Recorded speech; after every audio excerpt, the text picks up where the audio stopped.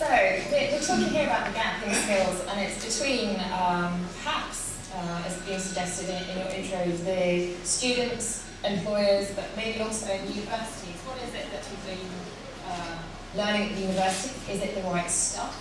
What is it that employers need? Also, though, what are the expectations perhaps by students who need to get jobs? So, who would like to kind of kick us off with their views on where we need to be thinking and going? I'm looking at you, Lucy.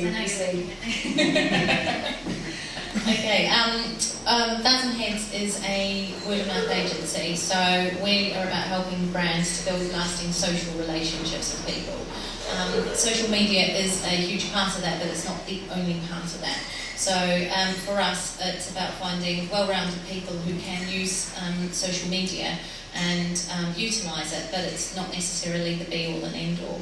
I think particularly in graduate recruitment, I think there are other skills that are missing that are not being taught within universities, and I think a lot of those are life skills and professional skills. I think there's a bridge to be built there.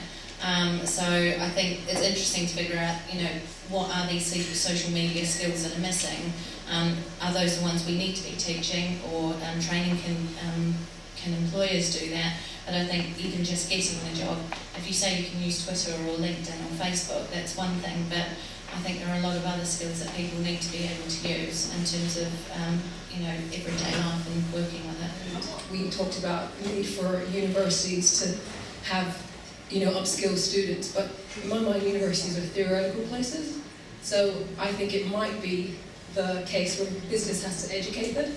And the fact of the matter is, a lot of corporates are still getting together, getting to grips with social media and what their strategy is. So to expect universities who tend to sometimes follow the corporate machine to sort of upskill their students, I think is a bit much. I'm not saying that they can't, and there will always be forerunners or innovators who show the way, but I think they're... So are we expecting too much from universities, really? If businesses can't do it, there's a shaking of the head there. I don't know if we're expecting too much from universities, but I'm just saying the onus seems to be universities aren't doing this, blah, blah, blah. It's like, well, universities, it's a really weird sort of economic place that we find ourselves in, and a lot of the corporates have a lot of money, so they should actually be going in and maybe helping them out and saying, this is where the gaps we're finding.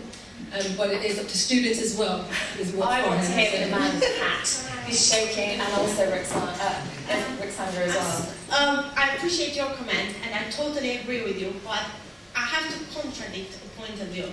Don't expect employers to come and educate you how to get the jobs, because if you are at a university, if you study, like I studied, Middlesex University, ranked 75 in the UK top universities. I'm sorry, but last year, companies like British Telecom or PwC refused to look at us because they said, well, we are not in top 36 universities. So there's a moment when if you expect employers to come to you and educate you at your university, then you actually cut your chance to work for those employers. It's not impossible, they will still look at you, but you've got to get yourself out there and make them see you, because otherwise, because of this mentality, they will not come and look for you. You know what I mean? So just consider this as well. I think students are going to become a bit more savvy as they're paying a lot more as well, as to what universities are good at getting a job afterwards.